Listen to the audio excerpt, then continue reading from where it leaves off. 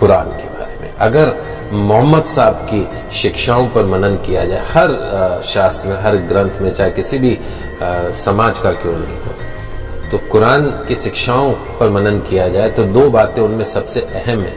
पहली, मोहम्मद साहब की शिक्षाएं किसी भी एक देश या एक धर्म के लिए नहीं है, सबके लिए है।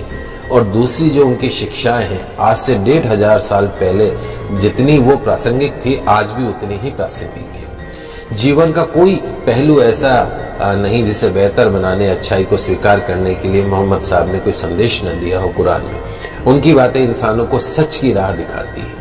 अर्थशास्त्र भले ही ब्याज को मूलधन का किराया, शुल्क या कुछ और माने, लेकिन एक इस्लाम धर्म ऐसा है जिसमें ब्याज को ममनू माना गया, अनुचित माना गया है ब्याज को।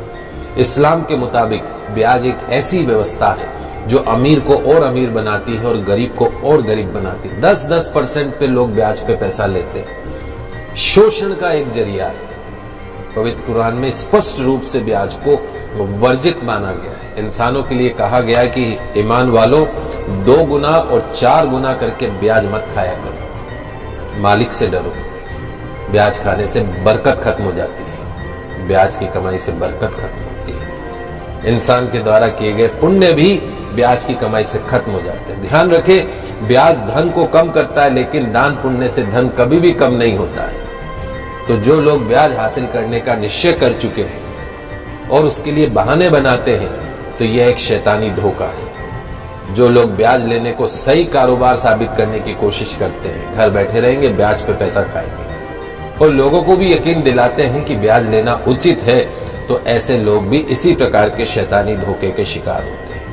जो लोग ब्याज खाते हैं, उनके बारे में कहा गया है कि वे कयामत के दिन खड़े नहीं हो सकते, उसी तरीके से जैसे किसी को शैतान ने छूकर पागल कर दिया हो। यह इसलिए क्योंकि वे कहा करते थे कि व्यापार भी तो ब्याज के समान ही है। अपनी बात को सही ठहराना। कुरान में व्यापार को वैध माना गया, लेकिन ब्याज को पूरी तरीके से अवैध। कुरान में संदेश दिया गया है कि जो लोग इस हिदायत के बाद ब्याज लेना बंद कर देंगे, उनका जो मामला है वो हुजूर को सुपुर्द है। लेकिन तमाम जानकारी के बावजूद जो नहीं संभलेंगे, जिन्होंने ब्याज लेना जारी रखा, उसके लिए आगे नारकीय जीवन है और उसकी कोई मुक्ति नहीं। तो मालिक से डरिए और जो कुछ भी ब्याज में शेष रह गया हो उसे छोड़ दीजिए। यदि तुम सच्चे दिल से ईमान रखते हो, न तुम खुद पे जुल्म करो, न तुम दूसरों के ऊपर जुल्म करो। अगर तुम्हारे पास बहुत ज्यादा धन है तो जरूरतमंद लोगों को कर्ज दो, उन्हें वापसी के लिए इतना समय दो कि कर्जदार इंसान उसे आसानी से वापस लौटा सके। किसी वास्तविक और अवश्य जो संभावी जो मजबूरी होती है, उससे अगर तुम धन न लौटा सको तो उस पर सख्ती मत करो, उसका अपमान मत करो, उसे और समय दो। रोजी कमाने का गलत तरीका, गलत साधन, गलत रास्ता मत अपनाइए। मालिक से डरते हुए, उसकी नाफरमानी से बचते हुए सही जायज हलाल तरीके अपनाने, हराम रोटी के करीब भी मत जाइएगा। तो कुरान के शिक्षा को समझिए और ये ब्याज का जो काम करते हैं उसको बंद कर दीजिए। वीडियो के नीचे सब्सक्राइब के बटन पर क्लिक करें, बेल के आइकॉन पर क्लिक कीजिए ताकि हर नई वीडियो की नोटिफिकेशन आपको